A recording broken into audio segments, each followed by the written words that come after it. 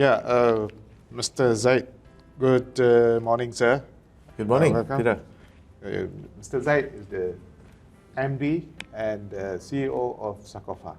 So welcome him to this Spot On special edition. Mr. Zaid, can you tell us a bit about yourself? It seems that you have a very interesting background that a lot of people do not know.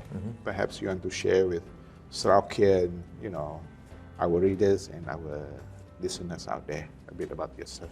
Yeah. Sure. Good morning and thanks for having me here, Peter. Yeah. Born and bred in Singapore. I left Singapore when I was around 21. I left for Sydney, Australia to attend uni. So I did a couple of years in Australia and then I returned to Singapore towards the end of the millennium. It was actually quite a bad period for me because it was the tail end of the Asian financial crisis. Right. So being a banking and finance graduate, I couldn't get any jobs. People were getting fired and I was there new in the marketplace. But also if you recall, that was also the period during the dot-com boom. Yeah. So I quickly grabbed the first opportunity that came along, which is I work in an internet company. So back then we were selling domain names, web hosting, web design, things like that. So that was my job, Deep down, I still wanted to go back to my banking career, but my career started to progress very quickly. And before you know it, one of the companies I worked for, a web hosting company, we have a pan-Asian presence. So I was posted back to Sydney, Australia, to run the company. So I was there for the next 10 years. And that was also where, I've got a couple of kids, I got married by then. My wife joined me and then, back in 2014 was when I moved from Sydney to Kuching until now. So That's great. That's great. That's great to know. Yeah, Mr. Zaid, leading Sacofa is not that easy because there are definitely challenges. Can you share with us these challenges that you are facing in Sacofa? yeah, sure. As you probably know, Sacofa is in the telecommunications infrastructure business. So along with any infrastructure business, there's definitely challenges in our day-to-day operational activities, And Sarawak has a large geographical area of about 125,000 square kilometers, but with only a population of about 2.8 million or so. So we got the same size as West Malaysia, but we are 1/10 the size of the population. So the low population density certainly proves a big challenge for us, because the issue whenever we decide whether or not to roll out a project will depend on commercial viability. You need funds. You need to be to ensure that there's enough sustainability. So when you offer a service, or there must be enough business. So that is always a problem. So the sheer size alone will always raises that question. And then also I think Sarawak has a very rugged terrain. It's not all flat land. There's mountains and hills. So in many cases, a lot of our infrastructure from tower to tower, especially in the remote areas, you need to transmit signals. So when we use microwave, for instance, there has to be line of sight. So line of sight, when you are in between hills and mountains or tall trees, then it's not possible. So those are some of it, And then touching on remote areas, you talk about power availability, because the challenge is power is necessary for these equipments to work, So commercial power supply generally takes some time, and then some of these remote places are actually off the main Off the grid. Off grid. So that's where we have to organize generators, for instance, or we have to tap from a nearby kampong or something for temporary measures. And then which leads us to a different sort of problem, which is theft and vandalism, Really? How serious is it? It can be quite serious. In some areas we have to engage security guard to look after some equipment. There's vandalism, there's theft. Even our towers themselves, we are subject to thefts of the steel parts and things like that. So this is and then one of the key, most important issue that we face on a regular basis is land acquisition. So as you know, once we identify a certain location, we identify, because this is identified based on the coordinates, where the telecom providers will say, okay, this is the site that we want. So obviously the land belongs to someone. So it either belongs to the state or it belongs to a private person. So even if it belongs to the state, there are processes in place. So we gotta, make a submission to people like a land and survey, obviously, and even state planning unit. So that might be, that particular area might be earmarked for, I don't know, future airports or something. So all this comes into place. So that will take time. So land acquisition is certainly a big factor. And then when you have to deal with a private landowner, that's a totally different ball game altogether. We, sometimes we have to acquire, or other times we have to negotiate a rental. And then some of these lands are actually not one single landowner; they have multiple owners. So not only have you negotiate with one person, you have to negotiate with 5 people. And there was this one case where the land is actually on quite remote, is off the main road. So we have to actually acquire the access road that leads up to the land.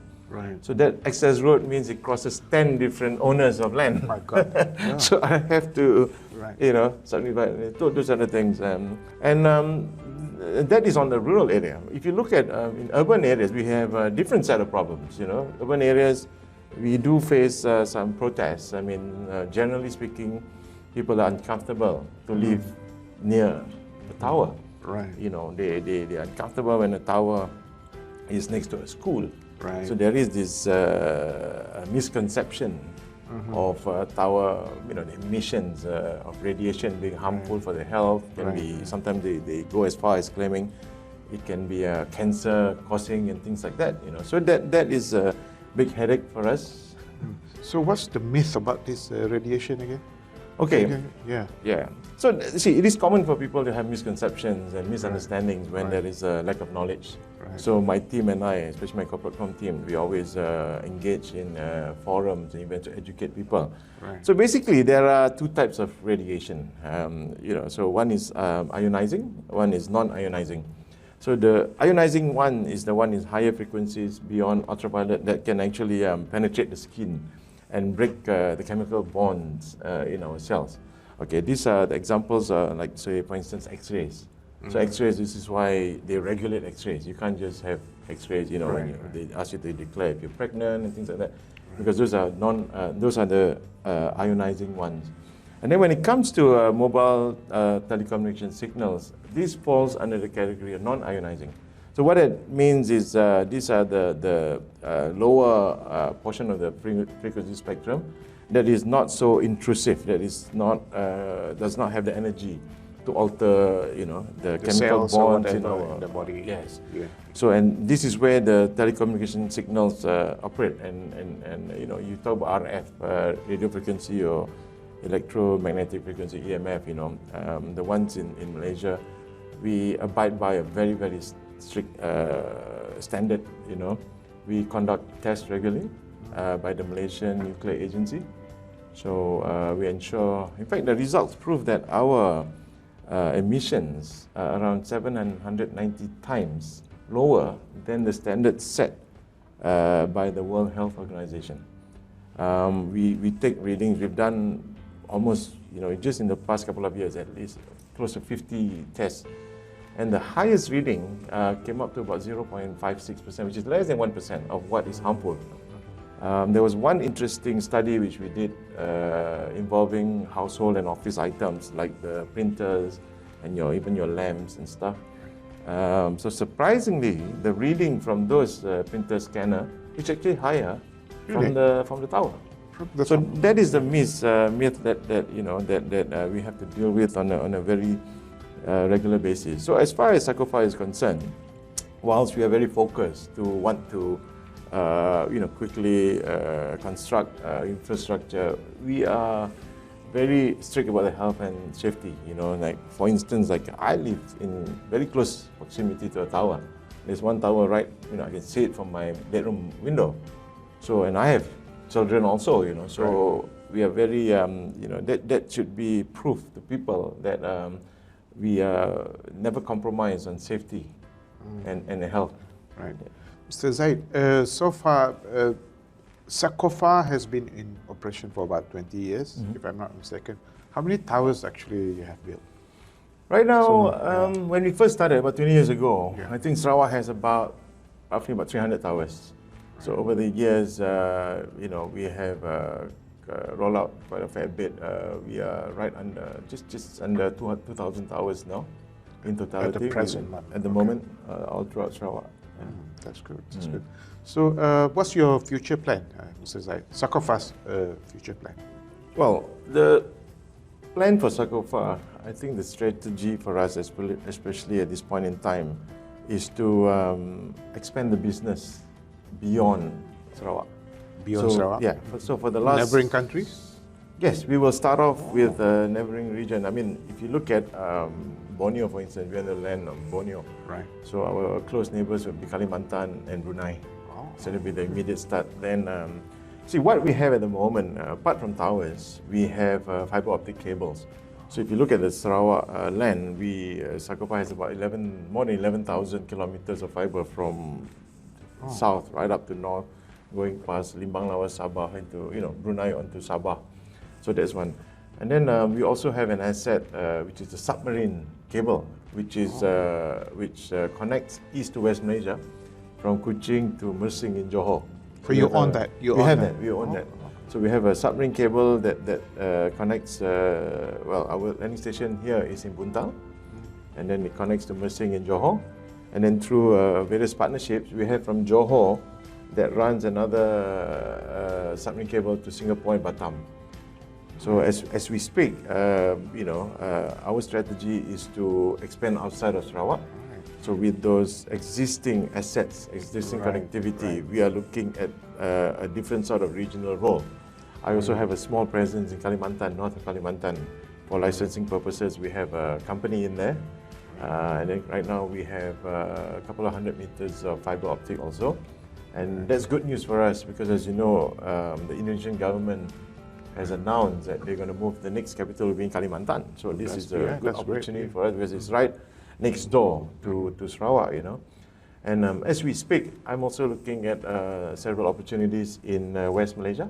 Right. So we are going into a fiber business there. We are finalizing the deal there. So what we hope to have, as you can see, what I painted for you the picture, is we hope to have that presence that takes Sacofa out of Sarawak. Right. So we will be a regional player because once that thing goes to fruition, that means we will have connectivity from Batam, Singapore right up to Thailand through West Malaysia, and then going across to Buntal, Sarawak, going to Kalimantan. So you see, so it's a kind of like a highway, right? Correct. So we will be more. So that would be the immediate future plans for us to move. Right. Yeah. Can I ask whether Sacofa has the capability and the ability to implement and going international in future? Yes, we certainly do. I think we have within Sacofa. I have a great pool of talent. Is the nature of the business because of the limited number of your population. Back then 2 million people, and then Sacofa over the last 20 years has been the dominant infrastructure player. So naturally, I would like to think that the best engineers and technical people or the infrastructure people with Sacofa will be with Sacofa. So the best people are with Sacofa. So it is a question of just tweaking slightly our business model because when we first back 20 years ago, the mindset was a little bit different. Our vision, our objective was a little bit different. So now, as we have more towers, as our Yang Ahmad Mohamad, Chief Minister, very progressive guy who believes in digital economy to take the state further.